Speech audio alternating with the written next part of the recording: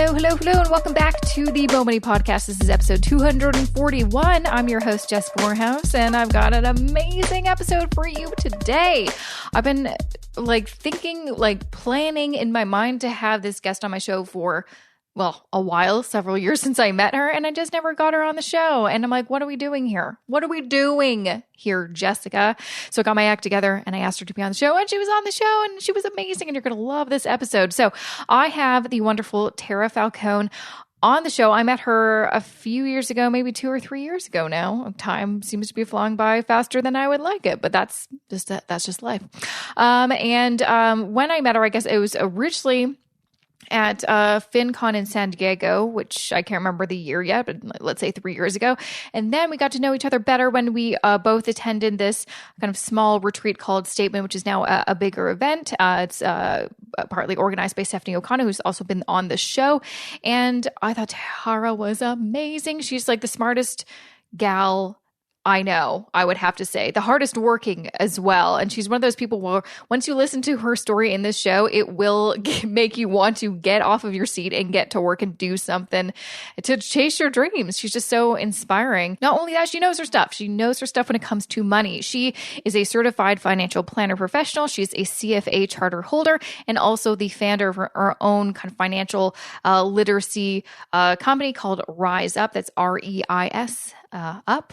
And she went to Yale. And she is just amazing. She worked as a hedge fund manager for a number of years, and then she started her own company. We get into everything, and she shares just some of her really insightful advice, especially for young people, because her whole company is focused on basically improving the financial literacy of students and young people, and also like teaching it in a way that real people understand. So you're going to love this episode. I know you are. Just want to share a few words about this episode's sponsor before I get to that interview with Tara. This episode of the Mo Money Podcast is supported by Bumble. Just because we're all staying safe and staying home right now doesn't mean you can't be social. With over 70 million users, Bumble connects people in 150 countries to find new relationships, friendships, and even professionally network. Developed as a women-first social networking platform in 2014, Bumble's focus is to be a platform that promotes kindness, respect, and equality, and most of all, to help you meet new people. Not only that, it's the first of its kind app that has women make the first move to level the playing field and change the dynamics of dating. The best part? Bumble is absolutely free. So go ahead. What do you have to lose? Download Bumble for free today in the App Store and Google Play, or visit bumble.com to learn more. Once again, that's bumble.com, or download the app through the App Store or Google Play. Welcome, Tara, to the Mo Money Podcast. Thank you so much for having me. I've been waiting to be on, and I'm very excited to be here. I wanted to have you on the show ever since we kind of got to know each other a little bit better at Statement, which was 2 years ago. And so I just never reached out. And now I'm like, we should have you on the show. Yeah, and I'm excited to be here. Thanks. Yeah, you're welcome. You've actually done so much since then. I mean, I'm so excited to share your story because it's literally, I'm just like, she's the smartest genius girl I've ever met. Stop. I just outwork a lot of people. That's it. Well, I mean, yeah, still. But yeah, okay, let's actually go back because I'm like, since we last really saw each other in person, you were getting ready to get the CFA designation, and now you have that. I'm just curious, like, how was that? Because I remember you were taking some like training courses to prepare for those exams, and you did it in a very short amount of time. And I guess it all worked out, and you got the designation, and you did okay in those exams. I did, yeah. For the audience, you can't see this, but I was just rolling my eyes because it was such a process. So the last time we saw each other, I believe, was like early May of 2018. And the reason I know that was because I had to leave the event early to go to this like boot camp in New York City, where we were basically going through the entire curriculum for the level 3 exam in a matter of 4 days. And for anybody that doesn't know, the CFA designation or the CFA charter is kind of considered one of the most like prestigious financial designations that you can have, in large part because it's incredibly difficult to get. There are 3 levels that you have to pass, and you have to pass each one consecutively. If you fail one level, you have to retake that before you can go to the next. And the content is just like incredibly technical and difficult. Like level 1 is, if you are familiar with financial stuff, is pretty decent. Like it's okay. Like I knocked that one out of the park because of my background. But then levels 2 and level 3, no joke, basically like skated by the skin of my teeth kind of thing. But I got done, and I am now officially a CFA charter holder in addition to a CFP professional or certified financial planner.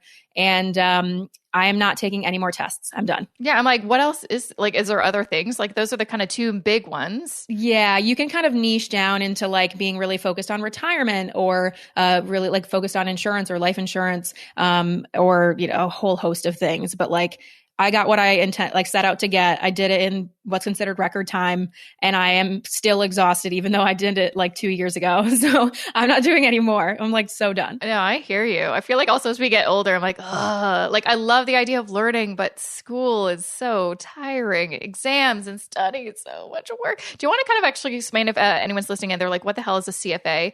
It's a chartered financial analyst. What is that? What does that mean? Yeah. So I'd love to explain the difference between the chartered financial analyst CFA and then the CFP, or certified financial planner, because especially if you're looking for an advisor, these are 2 that might come up for you. And it's important to know what each of those people, or, people with those credentials can do for you. So the certified financial planner, or CFP pro, is essentially somebody who can handle all aspects of financial planning in your life. So anything from basic budgeting to debt pay down to investing, retirement planning, estate planning, tax planning. They're really going to help look at your entire financial picture and create kind of an optimized plan, or a few options for you to choose from to then, take a path forward. Whereas I would say the CFA, or somebody with a CFA charter, is kind of more adept to do kind of more technical investing. So, kind of beyond like retirement planning, beyond your average brokerage account, for somebody that maybe has like, high net worth or a very large amount of assets, or some illiquid assets. So maybe they are, in the C-suite of a publicly traded company. They've got a lot of stock in the company, but they can't sell it or trade it. So, a CFA charter holder, like part of the curriculum is learning how to monetize that and use different financial instruments to kind of make that a more liquid asset, even though you're not allowed to trade it. So depending on what you're looking for, if you just want kind of basic financial planning, a CFP Pro is perfect for you. But if you're looking for some more technical things, or you have a unique situation, then somebody with a CFA charter may be better for you. Mm-hmm. And why did you want to get both? Because the CFP in and of itself is a very tough designation to get. There's a lot of work. Believe me, I looked into it. I'm like, I don't know if it's for me. I don't know if I can do it. It's not for everybody. I will say the CFP is not for everybody, and the CFA charter is for even less. Yeah.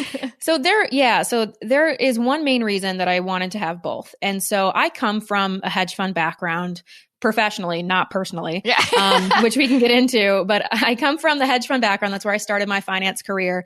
And so I had this kind of more technical investing background. But I really wanted to learn how to serve people kind of in a more holistic fashion. And so what I want to eventually create, which I'm sort of working on now, is how to provide a service to kind of everyday small novice investors that will help them make better stock decisions. So like help them buy stocks and be more successful at it. But in order to do that, I need to kind of have a larger frame of reference for like, well, how does that piece, right, fit into somebody's larger financial picture? Because not everybody's just ready to start investing in individual stocks, regardless of what certain apps tell you. That's not the case. But I really wanted to understand, what foundation do people need in place first, so that I can then provide this other service to them and have it be something that provides, additional benefit and value add to their financial life, rather than putting them even more at risk than they might be if it didn't exist. Yeah. Wow. Yeah. I feel like, because when you were talking about doing the CFA and you were talking about the reasons you wanted to, when we're at that retreat, it made a lot of sense, because since then you've launched Lit, which was one of your kind of projects. And of course you probably have more projects down that you want to kind of launch in the future. You have lots of things on the go. Do you want to, but first I feel like it's really important for people to know where you're your background, not hedge fund professionally, not personally. Do you want to kind of share your background and maybe how that kind of had a lot to do with why you really want to work in finance? Yeah, I'd love to. I love sharing this story because I think it's really eye-opening for a lot of people. And I think it gives kind of an idea of just how powerful of a transformation understanding finance, whether it's just kind of simple personal finance stuff or more technical investing, just how powerful that can be for your personal, professional, emotional life. So to go way, way back, I grew up in a blue collar, low income family in Michigan in a really small town, like 8,000 people. My dad passed away when I was 13. He was very sick and he was the breadwinner in the family. And so it kind of left my stepmom and I in this precarious financial position. There was no life insurance. There was no disability insurance. My dad was like 36, right? Nobody thinks they're going to pass away that young. By the time that he got ill enough, it wasn't possible to get the types of insurance, policies that he would have needed to support us in his passing. So I was 13, my stepmom was 30. That sounds so young. Oh my gosh. I know, for all of us, right? And it's crazy thinking back that actually really happened, but it did. And so, my stepmom's just trying to pick up the pieces. She's going back to school, working 2 jobs. I started working at 14, which is the minimum legal age for working in Michigan. And, we were just doing our best to like keep a roof over our head and, the lights on and we were, trading $20 bills back and forth every few days. Like, I need gas to get to work. I need this, I need that. I just channeled kind of all of that like negative grief and energy into my schoolwork because that was something that I had control of, or at least I felt I did. And it was something that I excelled in and that people would praise me for doing well. And so, in that kind of dark personal time, that was somewhere that I could shine. And I ended up graduating as valedictorian of my class. And I got accepted to Yale as a need-based financial aid basis. And so these schools have these tremendous financial aid programs for students whose families kind of make under a certain amount. And it's actually a very generous amount. And so basically, I was offered financial aid that blew any state school out of the water that I had applied to and had been accepted to. And I went there with the plan of becoming a doctor. I was kind of on this like hell-bent path to avenge my father's death. Basically, I wanted to be a better doctor than he had. And so I did all the pre-med requirements. I was actually majoring in Spanish at the time because I wanted to stand out in the medical school application process. And I got to the end of my senior year. It was February of 2011. And I had this dream basically where it sounds so hokey, but I promise you it's real. My dad basically came to me and was like, I don't want you to live your life for me anymore. I want you to figure out what you're passionate about and how you can help people and, what you want to do. And so I woke up that next morning and I was like, well, I guess I'm not going to medical school. I had been really struggling with like how I would possibly afford it, how I could possibly afford even applying to medical school because that's very expensive. And so I was just looking for a sign. And that dream was really the sign that I needed that like, well, this isn't your path anymore. And so I was like, well, what do I do now? And I was sick of being broke. I was sick of being intimidated by money. And my then boyfriend, now husband, and a bunch of other friends had done internships on Wall Street, like their junior summer. That was something that like it seemed like you were like supposed to do coming out of an Ivy League school, is like go into finance. But I didn't know anything about it. I just knew that there was this whole world and industry that existed that I had never been invited to be a part of. And so I just started throwing my like resume and cover letters out to like anything that said finance on like students' job portal. I had no idea what any of them meant. I was like having these phone interviews with like fixed income firms, having no idea what fixed income was. FYI, it means bonds for anybody that's asking. Had no clue. And it turned out that like somebody that I had lived with, their brother at the time was like looking for a junior analyst, didn't care what their background was. They were just like, we just need somebody that's like smart and hungry and wants to learn what we do. And so she told me about it and she was like, yeah, like you should apply, like give it a shot. I won't say anything. I don't want to like influence their decision or whatever, but you should definitely apply. So I did. I had a great conversation with them. And they invited me for an in-person interview in New York City. And I was like on the train from New Haven into New York City, Googling what is a hedge fund, right? On my way to this interview with a hedge fund, because I didn't know. And I still didn't know, like the Google definition is very vague. And interestingly enough, I was just like really honest in that interview. I was just like, listen, I don't know what you guys do, but I know that I need to learn it in order for me to rewrite my personal money story. Like the change has to start here. It has to happen with me. Otherwise, I'm just destined to live this like paycheck to paycheck lifestyle like I grew up in, and I don't want that. And they loved that answer. They're just like, oh yeah, I love that answer. I'd hire you. That's great. yeah. So tips, if you're interviewing for anything, let them know that this is a pivot moment for you in your personal life and that you need to know this information. And they hired me on the spot. And it's interesting because it was April 8th of 2011, and that would have been my dad's 45th birthday. I got chills. Yeah, I know. These things just keep happening. I know. Yeah. So, that was like another sign, like, okay, you're on your way. Like this is where you're supposed to be. And I remember sitting like on a bench right outside Central Park, because the office was really close to Central Park, and calling my mom and just being like, I can't believe what just happened. Like I have a job offer from like an investment firm in New York City, and I know nothing about what they do. Like, what is this? Yeah. And so like they gave me some books to read, and I just kind of dug in, got my hands dirty, and realized that I absolutely loved the work. And it was nothing that I had ever had exposure to before. And it made me really sad that it was something that, I didn't know existed before. Because if I had, I probably would have taken more finance classes. I would have gotten more interested in like the investing clubs. And I would have put myself out there in that industry. But, when you're not exposed to something, it's not your fault. But you just don't know any better. So that's how it all started. Wow. That's incredible. So how long did you work there for? So I worked at that particular fund for about 4.5 years before I decided to leave. And the reason for that were kind of personal and professional. My husband started working on Wall Street right after college too. He was in investment banking, which is a very different side of finance.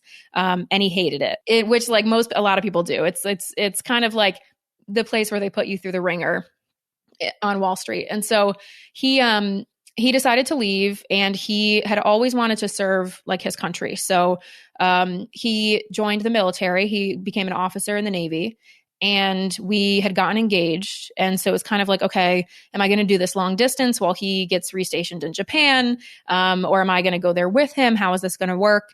And at the time I was kind of feeling really conflicted with, basically I had like 2 feet or 1 foot in each world. I had this like foot every day in this white collar, high net worth, like fast paced finance world. And then I would leave the office and I would have, the foot in my kind of blue collar, low income world, and have like voicemails and texts from family members being like, hey, I need help with my 401k, or like, I don't understand my student loans. Can you give me a call? And, so I just realized like there has to be some other way for me to use, this knowledge that I've now acquired to serve a larger audience and to help people like my friends and family kind of get a leg up, or to kind of level the playing field.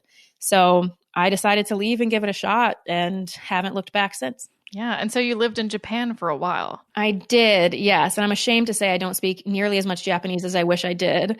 I mean, it's a tough language just to learn in a few years, I'd say. But I was doing pretty good. But when you're stuck on a Navy base and your husband is deployed like 85% of the time, and you're building a business, so you're like inside in your apartment all day, you just don't get that many opportunities to do it. So I did. Yeah, I lived in Japan 2015 to 2017, and did we meet at FinCon 2016? I think so, possibly. I think so too, in San Diego. Yeah, I was there. Yeah. I think that was actually the first time we met. So I flew back from Japan to go to that conference because I was like, oh, what is this? Like, I'm so interested. And then realized that there was a whole bunch of people trying to do this kind of stuff too. And so Japan was really interesting. It's a beautiful country. It's an amazing place. I would love to go back like as a tourist or to show other people around. But as a military spouse, it was really difficult. The deployment schedule was very fast paced. He would be gone for 3 months and then come home for a week and then leave again. And it was just kind of very fly by the seat of your pants, doing the best we all could. Sounds kind of isolating too. Like, I don't know what the community's like there, but it sounds sort of lonely. Yeah, it was. I mean, I think It's interesting because the military spouse community, I love them. Like we all are doing, the best that we can in a lot of cases just to sort of support the service member. And especially with being moved around very frequently and not having much say with where we live, a lot of times it can be really difficult. But I think in my case, I felt a bit ostracized, I think, from that community because I was charging really hard to create something and to continue progressing professionally. So like I was studying for the CFP exam. I was studying for the CFA exams. I was trying to build this business. And so, inevitably, I just didn't end up having a lot of time to like make friends. And anytime I would get invited, of course, I already had plans like business plans or study plans. And so, eventually I just stopped getting invited to things. And so it was a little lonely. And, where I come from, like my family members don't have passports. So even if I would have paid for like the flights or something, they couldn't have come visit. And so, yeah, it was very isolating. It's an interesting chapter to kind of look back on and realize that on the one hand, it was an incredible experience that we were given, to live abroad for 2 years and to experience that culture. But it was definitely a very, very challenging time personally. Yeah, that sounds, not that this is anything to compare with your situation, but I felt sort of the same of me moving, and this is really not to compare, moving from Vancouver to Toronto. No, but that's like opposite sides of Canada. Yeah, because it was, we still, moved to a place where we didn't know anybody and starting fresh and also at the same time trying to kind of build your business. I wasn't doing like quite what you were doing, but I was still trying to figure out what am I doing with my career. It's difficult. And it is like one of those times you look back, you're like, wow, that was rough. But then you can also look forward or to the present time. You're like, I am glad I did hustle and work so hard and put that time in and make those choices. Because now what you're doing, like you were able to do the CFP, you have the CFA, and you were able to build a business and you're very young and you did all of that in a short amount of time, really. Even though my knees make me feel like I'm getting much older every day. I still like 30 is not that old. So no, it's not. Especially someone who's getting older. I'm like, oh my gosh, June is around the corner. I'm about to turn 34. Were you a June baby too? I am. Yeah. Oh, me too. Yeah. Cool. I know. But it's like, I'm just going to be at home. I don't like thinking about my birthday because I already don't like my birthday. But now I'm like, June, we're going to be stuck inside. We can throw you a virtual party. It'll be fun. Oh, yeah. That'd be fun. But so tell me a little bit about the business that you created, because I feel like it has shifted a lot. Like, did it start with you want to kind of just be a financial planner, have a financial planning business, and now it's kind of taken a shift to focus more on helping young people and students? Yeah. So actually, I never wanted to do financial planning in like the traditional sense. I don't know why. Like I was studying for these exams that's what it sort of prepares you to do. But I really just wanted the knowledge because especially coming from, being a Spanish major in pre-med, then going into finance and not really having like any real academic, like. Oh yeah. And also, Spanish fluently, like on your YouTube channel. Professionally fluently. I know, but it's like also, Spanish, just throwing that in there. It's a fun party trick because again, your audience can't see this, but like I'm very blonde and very pale. And so me speaking like really professional Spanish throws people off so much. And it's really fun.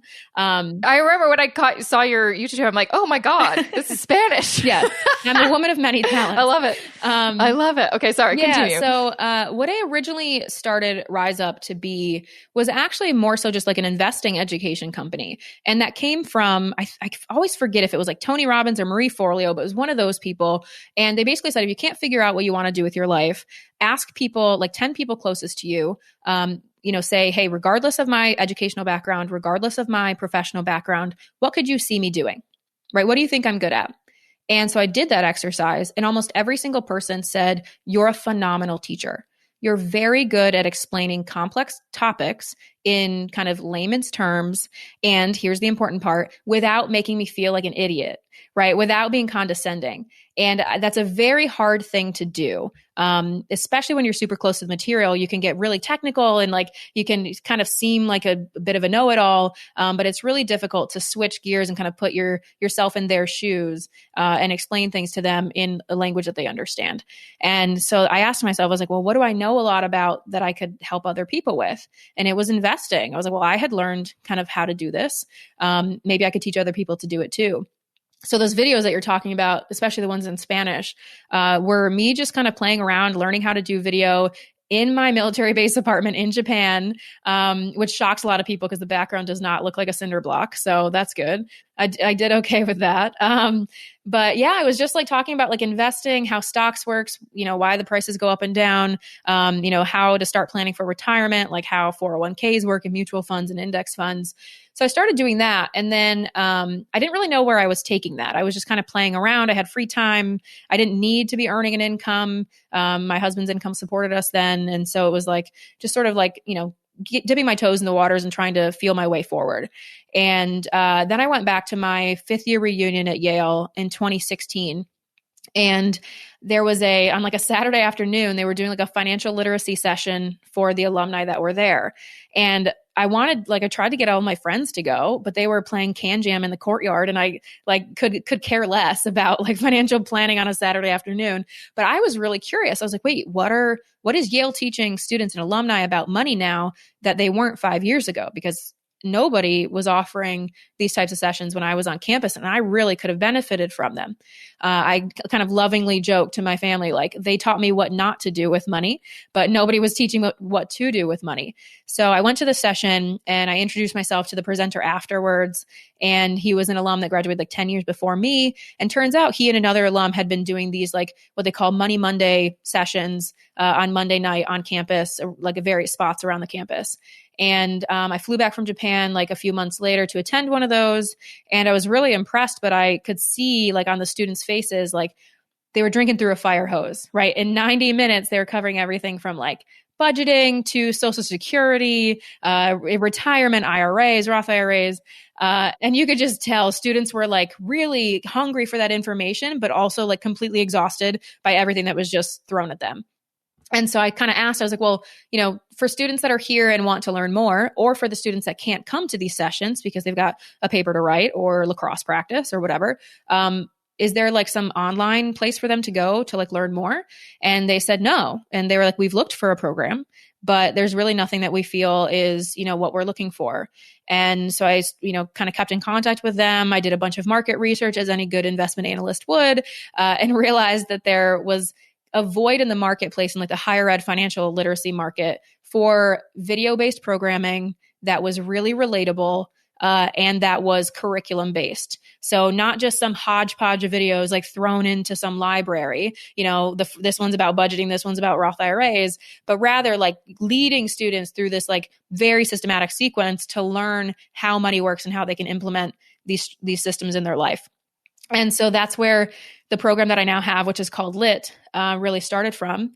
And when we got back from Japan at the end of 2017, scripted 75 videos in the span of about a month and a half. Oh my God. Yeah. So like I went underground for a while pretty much. So like, that's why like our interactions have been intermittent, is because I just like hide for months at a time. And then like I come up for air. Oh no, I do the same thing. Yeah. I think a lot of creators and entrepreneurs do that. But I basically went underground and like scripted all these videos. I filmed them all in a week. So 75 videos in a week. It was like 12 hours a day, every day. It was a lot. I had like my ring light permanently like tattooed in my retinas. And so did that, was editing all of them, and then started pitching the program to different colleges. And so we launched like at the kind of fall of 2018 at Yale and a few other colleges around the country. And then we grew a bit last year, and now we're kind of moving into the next phase for this next school year, which like we don't quite know what it's going to look like yet, but it's an online program. So it can be. I know. I'm like, actually, this is great. Yeah. There's a lot of value in doing this online. Yeah. Oh my gosh. Yeah. I remember you talking about, I think, it was before you had actually launched, but you're like, oh, I'm in talks with a bunch of you, and now you're doing it. And I follow you on Instagram. You're always like, oh, announcing a new university that's part of it. I'm like, yay, that's so exciting. Wow. That is so amazing. I think you're going to do so well, because again, like I hear all day long, and hopefully you'll come to Canada. Why not? I don't know. There's nothing I know at universities in Canada. I have friends in Toronto, so I should come visit you and them. Come visit. Yeah. Well, and universities. Yeah. Yeah. But there's a ton of universities, especially just even in Ontario itself, or even in the Toronto area. But yeah, I mean, there's such a huge need. And for me, it's funny because I'm like, I feel like you're catching the students students, like really at such a good, smart time is when they should be learning this before they launch out into the real world and make all these mistakes. I'm at the end where I'm catching all these millennials that they just hit 30 and they're panicking because they're like, I never learned this. I'm like, okay, it's not too late. Let's learn this stuff. Yeah, I mean, I'm trying to be a little kind of more proactive than like reactive, right? And it's interesting because in the States, at least, there's so many states that are trying to push for financial literacy to be taught in like high school or middle school. And I always get asked, like, are you expanding this to high school? And my answer is a pretty strong no. And that's because when you're in high school, or most people, like I was in a unique financial situation where I was like basically financially independent in high school, minus like the mortgage, right? That was being covered by something else. But most high schoolers are still kind of, their financial lives are still run by their parents. Teaching them this information, I think, or teaching anyone this information doesn't really land or resonate or really sink in until they actually have to do something with it. So, of course, it would be wonderful if somebody's teaching students about like student loans and debt and things like that in high school before they actually sign, those loan commitments. But otherwise, things like investing and insurance and taxes, like don't really come up until you're in college.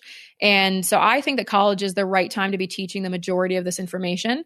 And I have found that the students seem to be very receptive to it because, they're encountering these things for the first time. And it's interesting to see kind of what years of college students kind of resonate most with which modules. So Lit starts with money mindset, which is all about like behavioral finance and, why we think and feel the way about money that we do and where those things come from. A lot of times it's from our childhood, and, how we can really like define what we want with money. And then move into the other modules, which teach you how to get it, right? So then it moves into like budgeting and then into credit and loans and then taxes, insurance, investing, and retirement. And so for the most part, the like first years and sophomores are kind of super engaged and like really interested in the first few modules.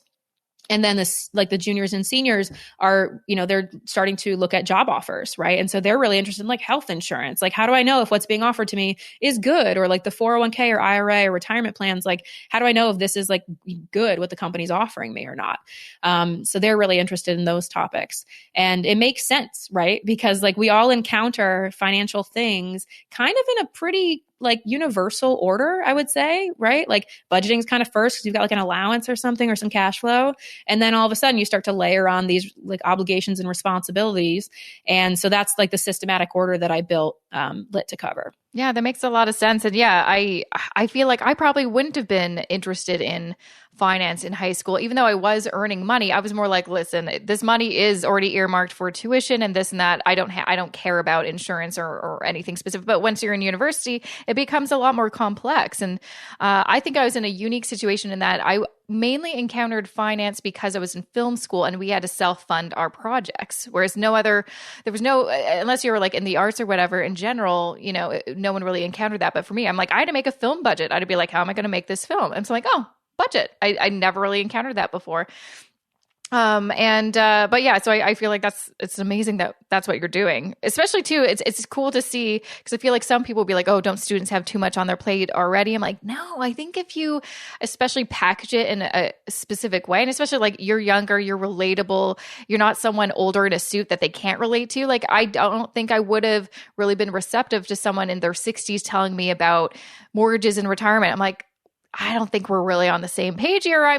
This is my kind of life. So you can kind of be like, it wasn't that long ago that I was in your shoes. And this is what I wish I knew when I was your age. And now I can teach you that. Like, that is very relatable. Yeah, exactly. And I tell my personal financial story, a lot of which we've covered here, throughout all of those lessons. So, it's not just like you need to do this, but it's like you need to do this because this is what happened to me, right? And like this is what could happen to you. And I think that just resonates a lot more. Especially because I was a first generation college student and I was low income. And, I just get like notes from the other FGLI students saying thank you. Like your story and like all these little anecdotes that you shared really hit home for me. And I'm so thankful that you've like, you've been willing to share this with all of us because it's just, it's so much more impactful for them. And it makes them, it like really inspires them and motivates them to actually do something with the information, because it's conversational, not just educational. Now, is the curriculum or the program that you've created, is it available for just the universities that you've partnered with, or can anyone who's interested, who's like listening, join up? Yeah, so LIT specifically is only available to colleges and universities because of the way that we make it available to their students. So there's no way to like purchase access to LIT unless you're a university. However, I do have courses online. One is called Money, and that basically covers all of the same topics that we've just talked about that are in LIT, but it's available to an individual. And then some people were telling me, well, Tara, like I'm good with budgeting and like taxes and insurance. I just really need help with investing and retirement. I just have no idea how to fill out my like enrollment form. And so I kind of parceled off the investing and retirement modules into a separate course called Wealth. So if that's all that you need help with, you can go to the Wealth course. Whereas if you want all of that that's in Wealth plus a lot more, you would buy the Money course. There we go. That's awesome. There you go. That's awesome. Yeah. That's awesome. Before I let you go, because I feel like you've probably have this really unique perspective in what just student life and just money management from their perspective. What are some of the key things that you teach, university students, college students, that I think probably anyone could probably get a lot out of? What are some things that you're like, I want to make sure you know this before you get it out into the real world? I think a lot of it is actually kind of more like qualitative than quantitative. So one of the things I really try to drive home with them is that they need to figure out what their goals are. And the sooner that they do that, the more like the easier it's going to be for them to actually implement a budget or to to create an investing account, because there's going to be some type of like reason behind those actions. And so that's really where I tell people to start, is to figure out, what are your goals? The whole SMART acronym, right? Make them specific and measurable and attainable and relevant and timely. But then I tell them to take it a step further, which is to put it under what I like to call soul goal umbrellas. So not just like that you have a goal, like, right. The example that I use is that one of my SMART goals is to have a beautiful white Spanish colonial house in Southern California with a tile staircase one day, right? Like that's a goal that I have. I just love it. I studied abroad in Spain. I speak Spanish. Like it just totally fits me. But why do I want that? Right? It's not just that what it is, it's why. And for me, because of my kind of family history, I am like craving like a close-knit, big family that all comes together, and that, a place where we can build memories and share this time and these experiences. And so for me, it's about so much more than just the house. Like the house is just where all of that's going to happen. But that's when I envision that part of my life, which is coming soon in the next few years or so, hopefully. Or my husband wishes it was yesterday, but that's another story. But for me, that's where all of that stuff is going to take place. That's the thing that houses all of it, literally. And so I try to get them to take things a step further, because the more that you know yourself, right, and you kind of push aside all the things that are going on social media and what these like huge marketing budgets tell you should want and tell you should buy, the sooner you're able to do that and really figure out what you want out of life and what you value, the better off you're going to be. And so I tell them to start there. And then I would say I really hit hard on like the investing and retirement stuff, because as we all know, right, the power of compound interest, the sooner you start, the less work you have to do. Right? If you want to get to like a $2 million retirement portfolio by the time that you want to retire, if you start at 20 or 22, right, you have to contribute less every year to get there than somebody who waits to start until they're 30. And that's just simple math. And so I tell them just start as early as possible, even if it's just a tiny bit. Educate yourself, put money to work. That way you eventually don't have to work for your money. Mm-hmm. And also don't be intimidated by investing. I think part of the reason why, even though I probably started investing sooner than I actually expected to, I wasn't doing it right. That's for sure. And I didn't understand what I was doing. I found investing so intimidating, but luckily now I feel like there's so many more great resources, more online courses where you can teach yourself. Like 10 years ago, there was nothing. There was no online course on how to invest that anyone could just buy. No, didn't exist. You had to do like a degree in finance, and which I was not going to. As someone who did a fine arts degree, I'm like not interested. So that's the exciting thing, is it's never been easier to actually learn this stuff, and it's possible. Yeah, it's so possible. And one of the other kind of like warnings that I give to students, especially, and that I give to anybody really that I'm talking to who's interested in investing, is to be careful about just diving into it blindly. Because luckily, right, with advances in technology and financial technology specifically, now the barriers to entry to make trades, right? To trade individual stocks, for example, or even things like cryptocurrency, are non-existent. Like you can literally create an account in seconds and you're good to go. But I caution people because to me, without understanding really what it is that you're doing, even like the difference of like what type of order you're placing or what margin is, right? It's like handing the keys of a Ferrari to a 12-year-old, right? Like I funnily saw this like thing where a 5-year-old was recently driving down like a California highway because he wanted to go buy a Lamborghini and his mom wouldn't buy him one.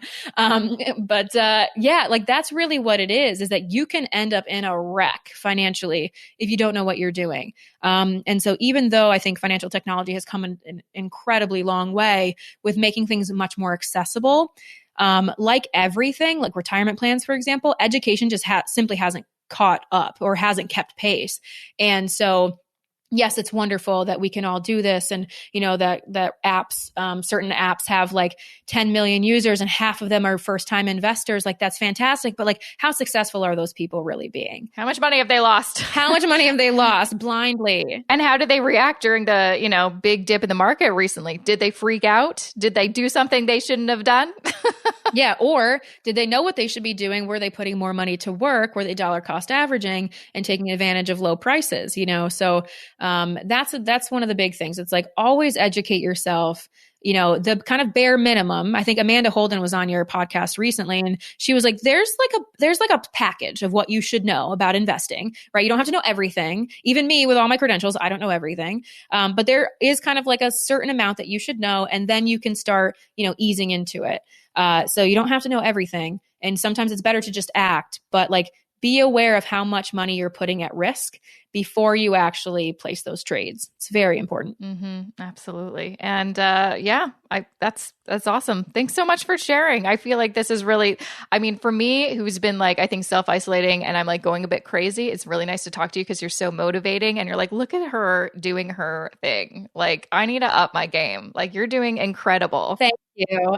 I always see like your videos or whatever you're posting on LinkedIn and I'm just like, dang it, I need to get back in the studio. That's funny. We're doing the exact same thing to each other. I'm like, look at her. She's doing so great. Do the same thing. Yeah. Yeah. Oh, that's amazing. So, okay. For anyone who's listening who wants to get to know you more, check out your videos, look at your courses where they can find you on the interwebs. Yeah. So you can find me on Instagram at ReisUP LLC, ReisUP LLC.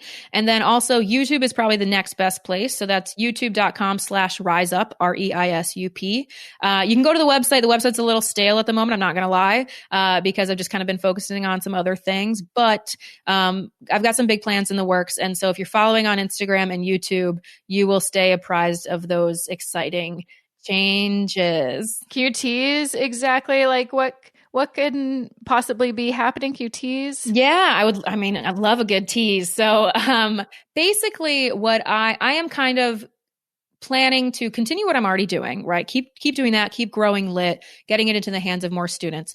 But it's now time for me. I just feel like I'm ready to like expand and like get out of my cocoon, right? I'm a butterfly ready to go. So, I am in the process of figuring out how to get the capital that I need to build the next service, which will be basically unlike anything that exists today and kind of addresses some of those kind of inadequacies that I was talking about with like certain investing platforms.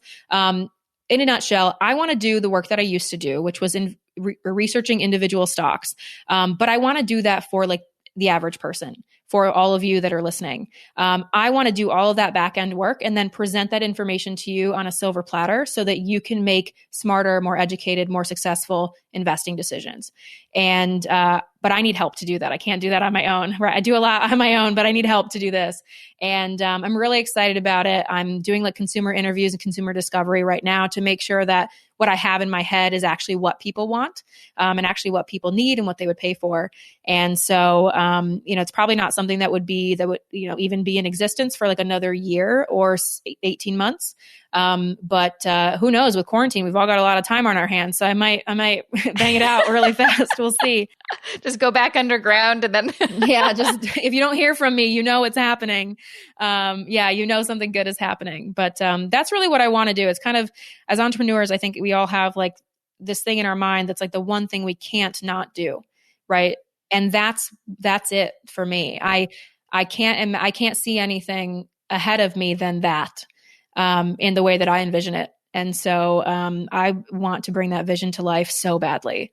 So that's what I'm working on right now. Oh my God, that is so exciting. That is so cool. And yeah, I love that idea because I'm like, I can't think of anything that exists like that. It is so easy to find a platform to start investing. But what if you ask anyone, like, how do I start researching? I'm like, oh, that's like a lot of work. It is a lot to do it well, right? Yeah. To do it to the point where like you actually have conviction on what you're buying and not just, buying the rumor, selling the news, or, trading on what your, brother's, uncle's, sister's, cousin told you was like a good buy, but rather like real solid fundamental financial analysis that's, backed by all these numbers and research. Like nobody's doing that, and nobody's presenting it in the way that I plan to, which again kind of harkens back to like, that being able to teach people things in layman's terms in their language, and so this would really be equity research for real people, not for Wall Street. So it's going to look very different than like the equity research industry on Wall Street looks, because it's not for that audience, right? It's not for asset managers or investment managers to make millions, multi-million-dollar trades on. That's not what it's for. It's for the person who only has like $1,000 in their account and wants to, buy things for the long term that are going to go up, and make them money in the future. So that's really what I want to do. That's what I'm working for. I'm excited. I'm excited for that. Well, thanks so much for taking the time to be on the show. It was so great having you finally. I should have had you on here a while ago, but whatever. Thank you, Jessica. I'm always happy to come back if you'd like me to come back. So. Oh, yeah, absolutely. Well, once this exists, I want to talk specifically just about investing with you. Oh, for sure. I mean, I know we could talk for another hour, but we'll leave that for another episode. Yes, stay tuned, audience. Stay tuned. And that was episode 241 of the Momenty Podcast with the amazing Tara Falcone. Make sure to check her out at her website, ReisUpLLC.com. I'll include how to find her also in the show notes for this episode, jessicamorehouse.com/241. But you can also find her on Twitter and Instagram at ReisUpLLC. Also, make sure to check out her amazing YouTube channel in English and Spanish because she's amazing. It's youtube.com/ReisUp. Again, that's ReisUp. She also mentioned in the podcast, she does have 2 courses that she's offering to the public if you want to enroll. One is called Money, where you can learn about money mindset, cash flow, net worth, credit and loans, income taxes, insurance and protection, investing 101, and how to rock your retirement. She also has one called Wealth that goes more into investing and retirement. A ton of great stuff in there. And again, she knows her stuff. So you can also gift those too. Just like a fun fact, if you're in a position right now where you can gift someone, like you're okay, you're working, you got that emergency fund, you're not worried about the pandemic as much financially, what a great present to give somebody. The gift of financial knowledge. I think so, but I'm a money nerd. I'm just saying, just putting that out there as a little gift idea. If you're like, what's a unique gift I can get somebody? I think that'd be kind of a fun idea. Anyways, I've got some very important things to share as always. So stick around. I just have a few words I want to share about this episode's wonderful sponsor. This episode of the Momenty Podcast is supported by Bumble. Anyone else bored at home and interested in expanding their network? There's nothing stopping you from meeting new friends, biz besties, or starting a new relationship when you sign up to Bumble. Bumble allows you to feel empowered while you make those connections because its main purpose is to encourage integrity, kindness, equality, confidence, and respect during all stages of any relationship. Moreover, it holds its users accountable for their actions, has a zero-tolerance policy for hate, aggression, or bullying, and has put a stop to any catfishing with its Bumble photo verification. Do you want to establish and maintain some healthier connections? Then join the Hive by downloading Bumble for free today in the App Store and Google Play, or visit bumble.com to learn more. Once again, that's bumble.com, or download the app through the App Store or Google Play. Okay, so since I mentioned Tara has some amazing courses, I also have some courses if you're interested. You can find them on my website, jessicamorehouse.com/courses. One is called Fix Your Finances Masterclass, which really goes into everything that is involved in fixing your finances aside from the investing side of things. For that, I have a course called Investing Foundations for Canadians that goes in depth about everything you need to know about how to set up a financial plan, what's the difference between a TFSA and RSP, and what you should put into those different accounts. Pretty much anything you can think of when it comes to investing, so you can be a more confident and knowledgeable investor and know what to do. Because I've been getting so many questions about, I want to invest, I don't know what to do. I'm like, there's honestly, if you want to make some good, smart decisions right off the bat, like right when you start and not make as many mistakes as I did when I was younger, it's all about educating yourself, understanding the process. And one way you can do that is by taking my course. Now, if you're in a situation where you're listening to this podcast, you're like, I would love to take those courses, Jessica, but I cannot afford to because we're in a pandemic and I lost my job and this is just not a good time, but I would love to learn more. Well, I got you. I have a scholarship program that I launched I think a few weeks ago. I've emailed if you're on my email list, then you'll already be aware of it. I don't know if I mentioned it on the podcast or not. I have no idea. I can't remember last week. So let's pretend like I've never mentioned it before.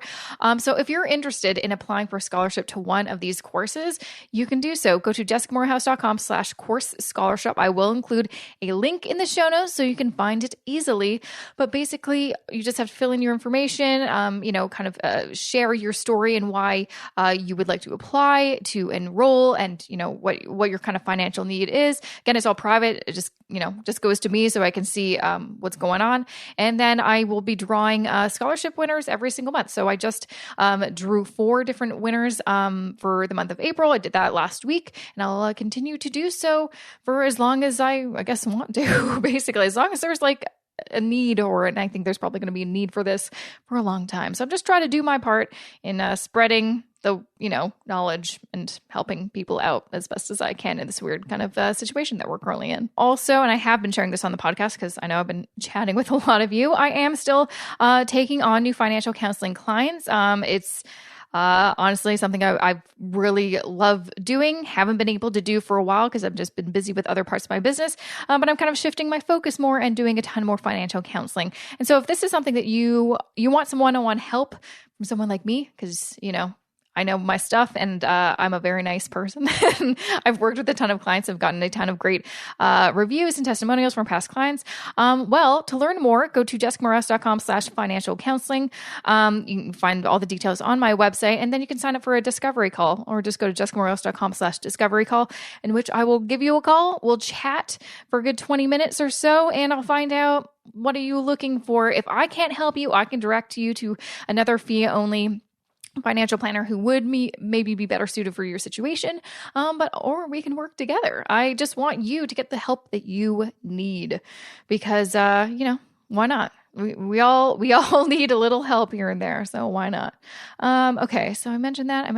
I think that might be it for the moment, but stay tuned for more episodes, really. I haven't quite decided when I'm going to end this season, but I'll let you know when I know. So until I know, stick around. Make sure to subscribe wherever you're listening. Continue to listen and share with your friends. Also, if you're on Instagram, follow me. I have my personal, or my original Instagram account at Jessica I Morehouse. Yes, that's it. But I also just recently made an Instagram account at Mo Money Podcast. So feel free to, feel free to follow me there. I'm going to be sharing more stuff about the podcast and just, episodes and stuff like that. So feel free to, follow me there. And also shout out to the guy who originally had that handle, because he was going to start a podcast with the same name. And I was freaking out. I'm like, oh my gosh, why didn't I get that handle? I'm so stupid. And then I reached out to him and I'm like, hey, I will help you, in terms give you a little free consultation on how to start a podcast if you give me that handle. And he actually said yes. And then he gave me the handle. There's nice people in the world. Sometimes you just have to give them kindness and they'll give you kindness back. I don't know. So shout out to the guy who, mystery guy. I'm just not going to, I think he probably wants to stay private, but yeah, it's a weird thing that happened, and it turned out really good, which is crazy. All right, rambling. I'm rambling. I'm going to let you go. I'll see you very soon in my next episode. Until then, have a good rest of your day.